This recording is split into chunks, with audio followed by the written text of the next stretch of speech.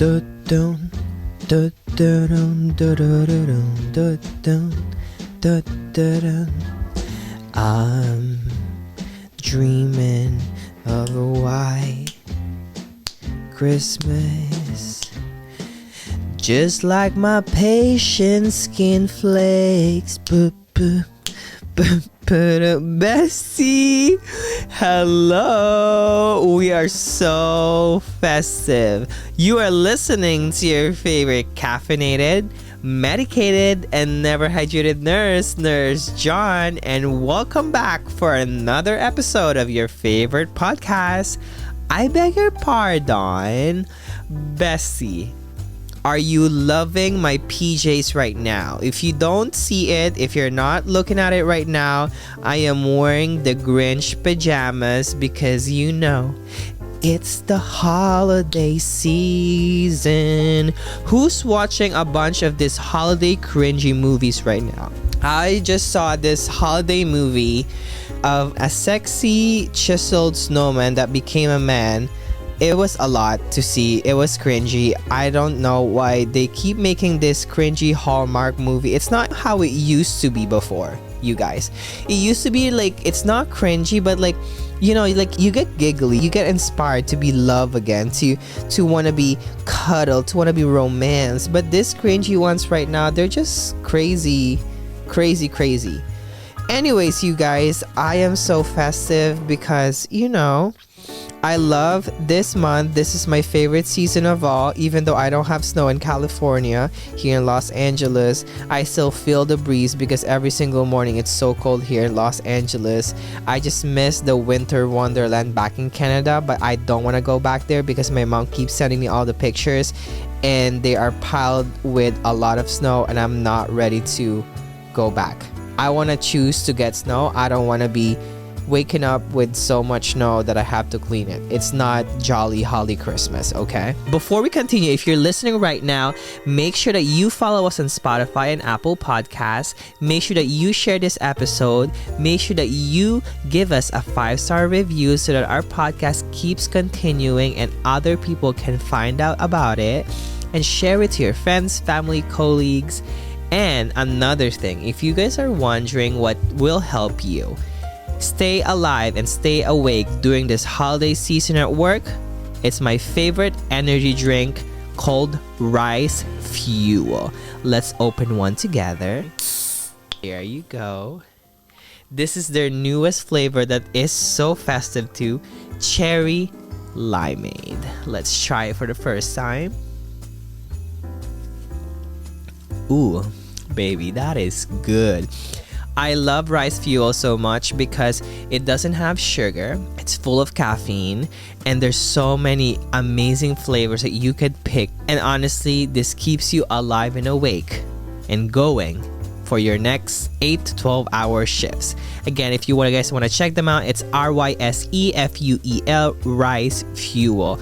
I don't have any codes, but you can find them in Target, in Amazon, in their website, in your nearest gasoline store. Convenience store. Oh my god, I'm losing my shit.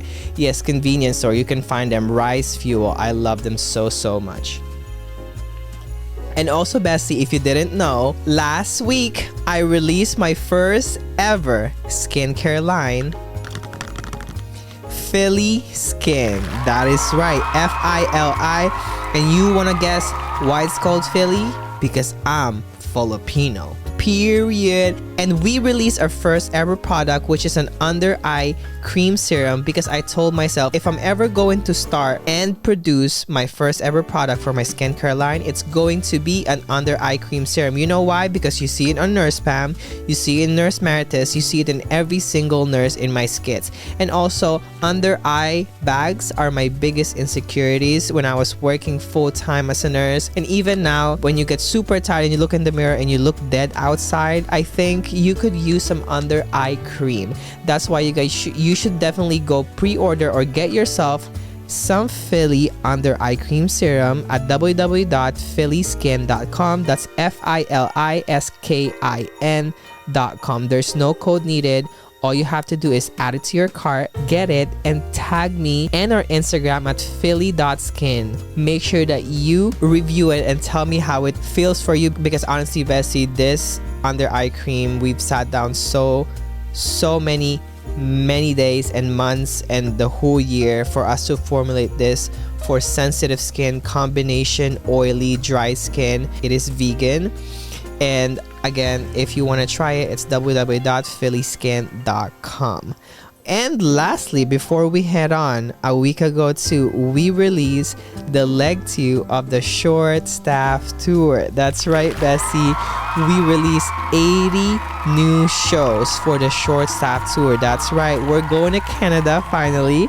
So if you want to go see your Bessie live on the road with your friends, family, colleagues, head on to www.nursejohnnnshows.com.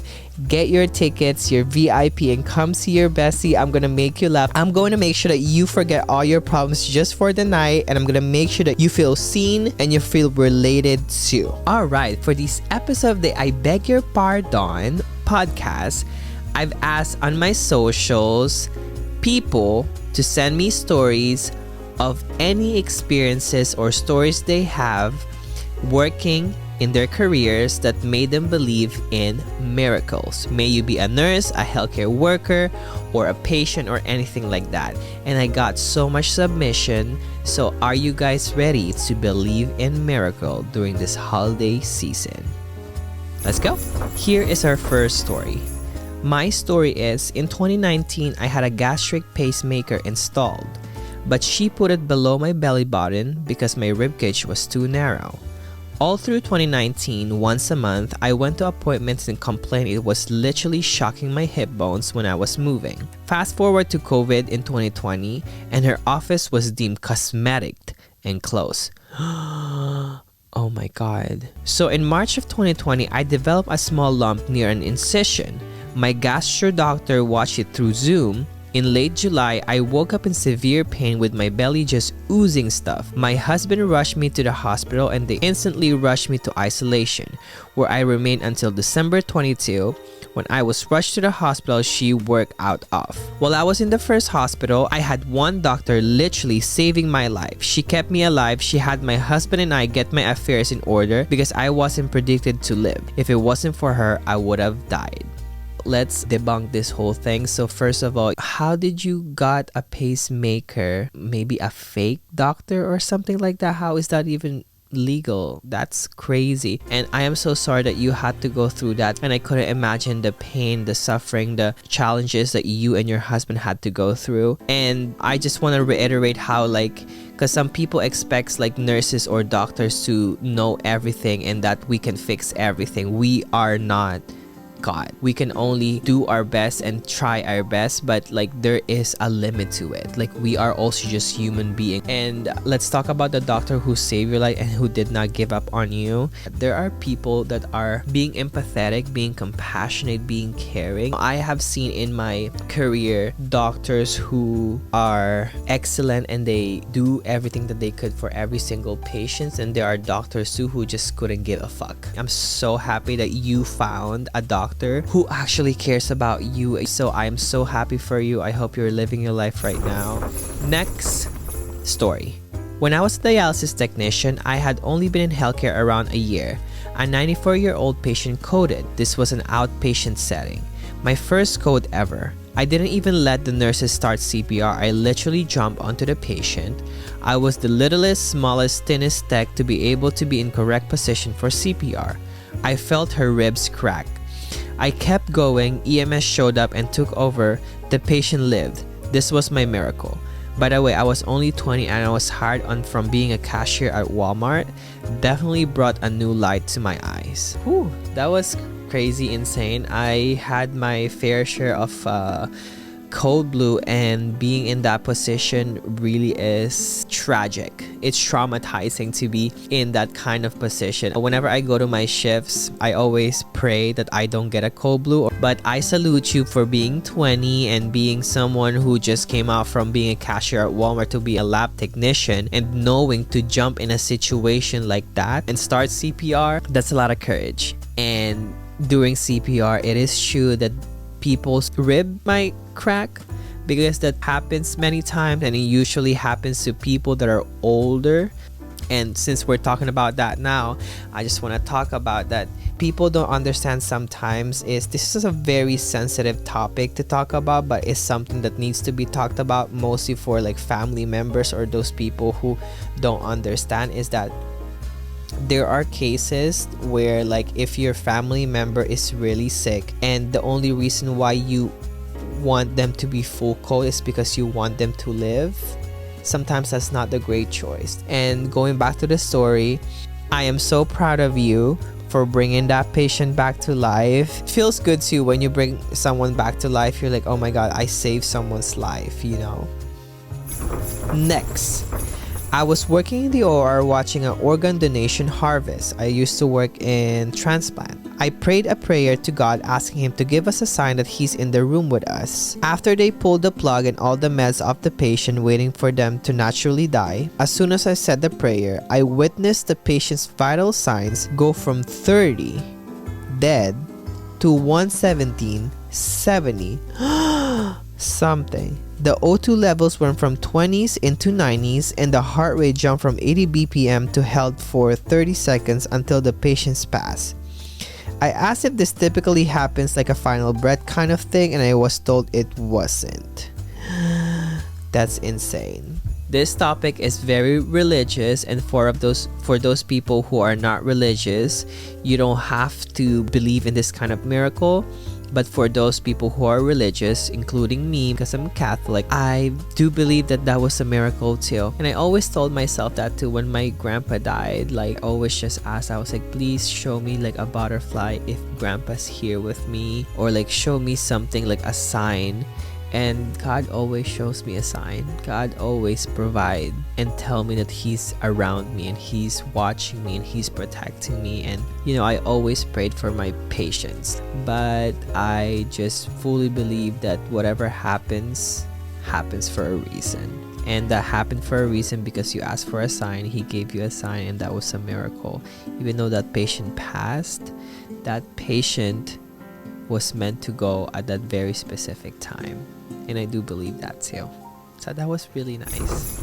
Next, the reason I believe in miracle was because of one time on my nursing placement. I'm about to go into my final internship as a nursing student now, so fingers crossed I graduate. As an intellectual disability nursing, a lot of our placements are based in houses where people of mix of age and mixed intellectual disabilities live their whole lives.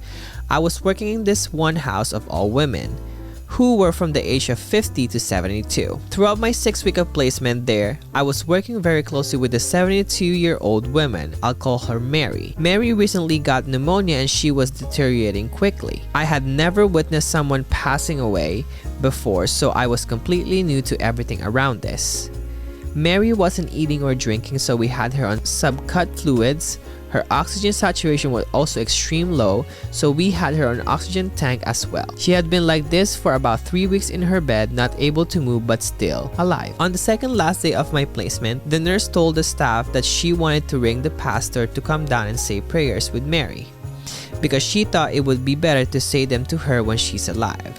The pastor came down to our house and invited us all into Mary's room. This was the only time all the staff were able to stop working in the house and actually be together in one room. We also called her family, who were on FaceTime, to listen to the prayers as well. The pastor went through the prayers. They only lasted about 5 minutes. Just as the pastor finished saying the prayer, Mary passed away. The reason I believe that this is a miracle is because everyone was in her room at the same time for the first time. The staff, her family, and the pastor. It was like she was waiting for everyone to come together to be with her before she could allow herself to pass away.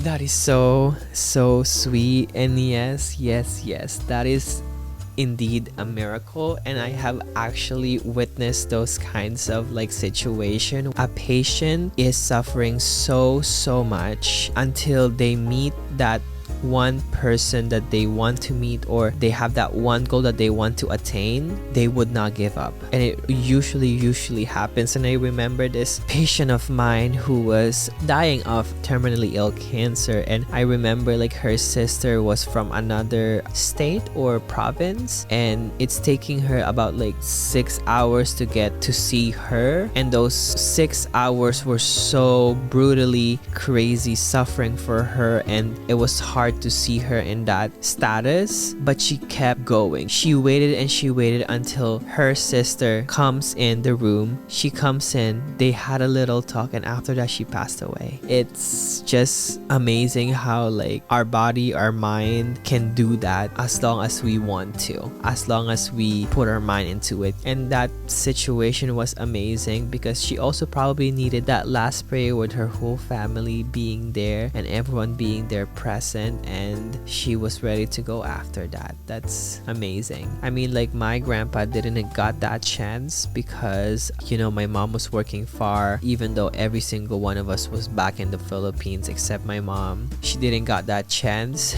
but actually he stayed for me. He stayed longer for me because I told you guys the story of my grandpa of how, like, you know, I didn't know he was in the end of life, but I know he was suffering a lot, and he had Alzheimer's, and the Alzheimer's took over completely of his memory. So on my birthday, he woke up from, you know, sleeping in the morning, and I was going to church to, you know, pray for my birthday, and he woke up and he told me happy birthday on my special day. He's like, happy birthday, Carlo. That's my second name. He's like, go pray and pray for me in church. And 2 days after, he passed away. So I definitely do believe in miracles, and it's something that not everyone would agree to it, but I do believe in it, and I do know that things happens for a reason. So that is beautiful. That is really, really beautiful. Next. So this isn't my story, but a story that one of my classmates during nursing school. So I'm basically gonna summarize what she told me during our end of a clinical day session. So her patient was walking on a trail with their husband near their vacation spot. I don't remember what she said, but the patient had a terrible accident on the trail and was severely injured and couldn't at this point. The only way to get to the patient was via helicopter. The first helicopter crashed and was unable to get to her. So she started to pray that she will get the help she will need. The second helicopter was able to reach her but didn't have enough correct supplies and wasn't able to safely transport her to the nearest hospital. So finally, a third helicopter came and was able to safely stabilize her and transfer her to the hospital. So third time really is a charm. Again, if you're meant to live, you're meant to live. That's what I always like. That's something that I've learned to this year, is that life is so short for us to live in regrets. And for me, like, no matter what you do in your life, I think you have to remember that this one life that you have to make it worthwhile. You have to make it fun, enjoyable, like memorable, because I know like not everyone can like say that or do that because we all have different things in our lives. But what I'm trying to say is that we have one life. I don't think there's a second life for us to look forward to. Yes, we do if you go to heaven, but what I'm saying is that you're not gonna live again. You're not gonna be 20 again. You're not gonna be 30 again. You're not gonna be 40 again. I think, like, you know, this society has really built us to hate ourselves, to want more, to envy, to be jealous, to do all of these things. But I just realized, and as something that I've learned too with all the things that's happening in my life right now, is that being grateful is one of the biggest factors that could make you feel satisfactory of what you have in your life. Because once you feel grateful for what you have, no matter how big it is, no matter how small it is, you get to realize that you actually have everything that you need and everything that you wish for a year or 2 years ago. But it's just that we always move on with another what do you call this? We always move on with another goal in life, and we always tend to forget to thank ourselves or to like look back and say like, oh my god, I wanted to be a pilot, now I'm a pilot. Now I want other things than being a pilot, but 5 years ago all I wanted to be was a pilot, right? So like realizing that what you have now is something to be grateful for, and to not compare your life to others, because I think like also social media has really pushed to us that all of these things that we see in social media is the reality, is that people live in this like dreamy kind of like settings. But what you guys have to realize, and this is coming from someone who does content creation, is that that's not the reality. The reality is not, it doesn't, like when I cook, it looks so clean, right? It looks like I'm put together, it looks like I'm enjoying. Half of the time, you guys, I have so much dishes that I have to do right after I film all of those stuff, and I have to deal with it in silence. Or like my house looks put together, but because I put it all together like that, so that when I show it on camera, it's all put together. That's what I want you guys to realize. Or like if someone has this like new phone or new house or new car, you don't gotta compare yourself. Comparing yourself is the thief of joy. Comparing yourself to people who you never know what their life is, and the only part you know is their social media life, will eat you up alive.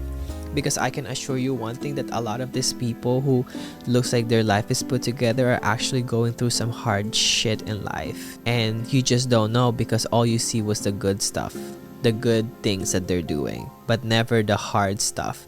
And it was proven time and time again, because there's so many situations and cases in social media where people are like, you know, oh, this couple, they look so happy, they look like they love each other, they look like Prince Charming and like princess, and then a month after they broke up. You know why? Because actually they're going through some shit, and they're just doing all of those things for content. It was never really their thing. Like they were never really happy, and I want you to realize that. Or like, they got the car, but it looks like they bought the car, it was actually on lease, and which is totally fine. But I'm just saying that, people don't just get like to be lucky enough to have all those things in life. You have to be so rich, and not all of us are capable of that. Again, stop comparing yourself, stop being hard on yourself, and realizing that being grateful will make you realize that you have everything you wish in your life. Sometimes happiness could just be that you woke up another day, you have a chance to correct everything, to fulfill your dreams. And like, if you really do see other people's success, use it as an anchor, make it a motivational instead of like an envious kind of like situation,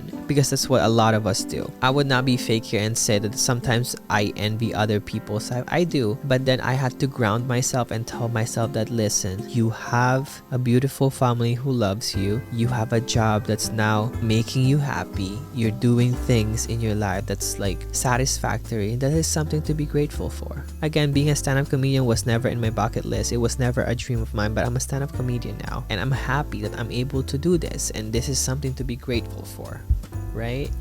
So yeah, going back to that story, that's really amazing. And again, I just want to remind you guys how important it is to change some things in our lives, so that we don't have to come into 2025 having the same mentality again in 2024. We have to lock in, sis. Lock in to do what we have to do for ourselves, improve ourselves, love ourselves, heal ourselves, and stop comparing yourselves to others. Correct? Period. Amazing. Next.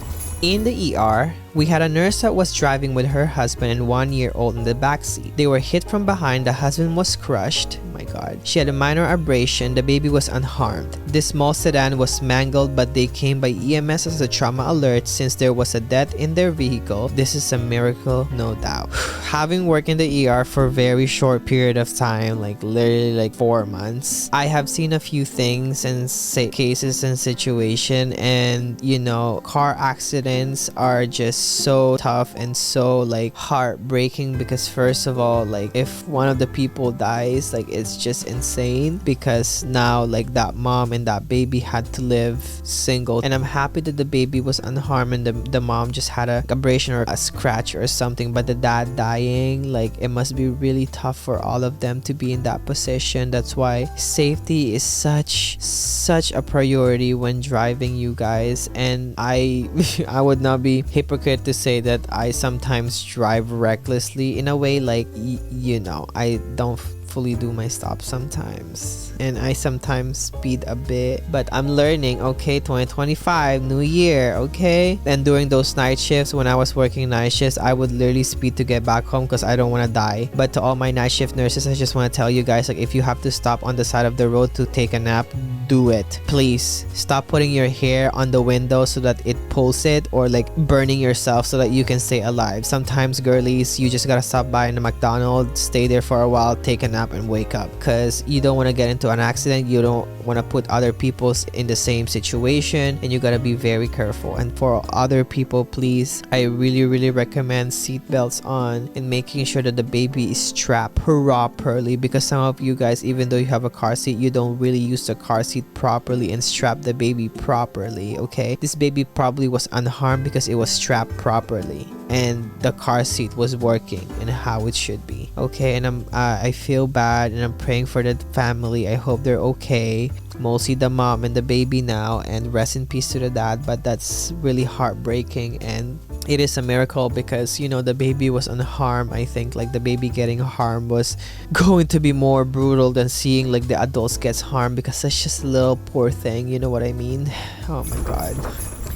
Next, at the hospital I work at, we had a patient who was in a MVA, and his condition was really bad. Motor vehicle accident. He had broken ribs, no bone flap to the left of his head, one broken arm, and he had a metal sput in both of his legs and one broken leg. He was trach vent and peg tube feedings. The longer he stayed with us, he started to become more alert. It started with him wiggling in bed, moving his hand up to touch his trach. Then he started answering yes or no question, and that's when we realized he's getting better. Physiotherapist started working with him, first doing ROM in bed to sitting him at the edge of the bed. The respiratory therapist started working with him more too. They wing him off the vent, and by the time you know, he was capped. He started walking with physiotherapists, and at the end, they they cannulated him, and now he's breathing room air. Speech started working with him, and before he left us to a subacute facility, he started eating. Now that is a medical miracle for sure. And you know who did that miracle? The whole fucking team. And this is what I'm saying, that, you know, the collaborative work, the multidisciplinary team in a hospital, it's much needed. RT is not higher than a physiotherapist, a speech pathologist is not higher with the physiotherapist, a nurse and a doctor is not higher with each other. We are all equal in a multidisciplinary team. We are a team. We all work together to bring one person, or every single person in the hospital, back to their state before they were hospitalized. That is why working as a team instead of fighting together and working alone is not something that you can do in healthcare, in nursing. That's why I keep telling people, if you want to work in healthcare and you're the type of person who likes working alone, bedside nursing is not for you, because bedside nursing requires you to be able to work with a lot of different people with different personality, with different boundaries, with different goals, and come to a conclusion together that's going to work out for the patient. Okay, and I know it's not ideal to a lot of different like units, but again, if that's the case in your unit, then you should find another job where you can feel more like you're in a team rather than you're working alone, pushing a whole fucking damn train alone. Okay, and that's amazing. Thank you to the PT, thank you to the speech pathologist, thank you to the RT, thank you to the nurse, thank you to the doctor, thank you to everyone who's been working hard. In this holiday season, I want you guys to remember also to be nice, to be very understanding of your healthcare workers, your nurses. A lot of us are working 24/7, multiple days. We don't have weekends. Some of us are working during the holidays so that you can go back to your life, so that you can celebrate your own holiday. So be nice, be appreciative of them. You know, if you want to gift nurses this holiday season, you know, bring them food, get them Philly skincare, period, from Nurse Sean. But really though, like, get them something that could make them feel appreciated. Even a card for nurses of like thank you makes a lot of difference for them, because that means that they feel more appreciated instead of like taken for granted. Next. This is way too long for the box. Neuro NP here. Had a 16-year-old patient with a hemorrhagic stroke from ruptured aneurysm who sadly developed lock-in syndrome, with zero neuro improvement the months she was in the ICU. Her parents decided to trach and peg her, and she was actually accepted to the Shepherd Center. I shit you not, 1 year later, this girl comes back walking and talking and surprised me in the ICU. I cried. We all cried. She told me she remembers the entire hospital stay and that she could hear everyone. She remembered the names of those nurses and providers that said her parents needs to let her go. At the same time, remember those who supported her parents' decision. She said she remembered me and that I sang to her while I was doing my assessment. Oh, that's so cute. I love that story so much. See, this is what I'm telling people, is that I want you guys to remember that when things get tough in nursing and like you feel like, you know, you're not doing enough or you don't know if it's worth it, I want you to remember that your patient remembers you. The things you do for them, you're advocating for them, your care for them, you singing to them, you doing things for them, they remember it, and you will always be in their heart and in their mind. And I want you to remember that that is something to be thankful for. You are their miracle. You are the person who changed their life and give them another chance in life, and that is something to be thankful for as a healthcare worker, or as a nurse, or as even a housekeeper. You made sure that that room was clean. You made sure that that room was neat so that patient doesn't get like a dirty room or infection or anything like that. Every single one in the healthcare system makes a change in every single people's life, and I want you guys to remember that appreciating yourself and your job makes a lot of difference, and the people that you've taken care of will remember you and will forever be grateful for the things that you've done for them. And I just know that, and you know, that's really so amazing. And I know you probably guys saw this video of, she was a labor and delivery nurse. She delivered this baby, and like 24 years later they're working in the same unit together. That is amazing, and that's just crazy. That to me is a miracle, you know, for them to meet in the same place where she birthed him, and now they're co-workers. That's really insane. And again, thank you for every single one of you guys who submitted this miracle stories. And I do believe in miracles. I do believe that prayers can move mountains. I do believe that things happens for a reason. I do believe that, you know, there are things out there that we don't know that is putting the positive, the good in it. And I do believe too that healthcare workers can make miracles happen, because every single one of us just wants every single one of you to be able to go back to your life again and enjoy your life and go back and celebrate life. So believe in miracles, believe in yourself, believe in your abilities, and make sure to, again, to have the gratitude of what you have in life, to be thankful for waking up another day and being able to be with your family, friends, or just by yourself. Having that chance in life is something to be grateful for, because a lot of people who's in the hospital don't have that chance. Those people who are dying, those people who are diagnosed with terminally ill diseases or situation don't have that chance in life. So be thankful, find the light in yourself, find you, believe in you. And again, thank you guys so much for listening to this episode of this podcast, and I hope this episode inspired many of you guys to keep going, to believe in miracle, to keep praying. And thank you guys again so much for listening to your favorite podcast. I beg your pardon. Make sure that you share this episode on your social medias and follow us on Spotify and Apple Podcasts. Do me a quick favor, visit www.nursejohnshows.com if you want to come see me live on theater performing, and also check out my skincare line at www.filiskin.com. I love you guys so much. I will see you again on the 3rd week of December, Christmas time. I love you guys so much. Stay safe, stay caffeinated, medicated, and hydrated. From your favorite nurse, Nurse John. Love you.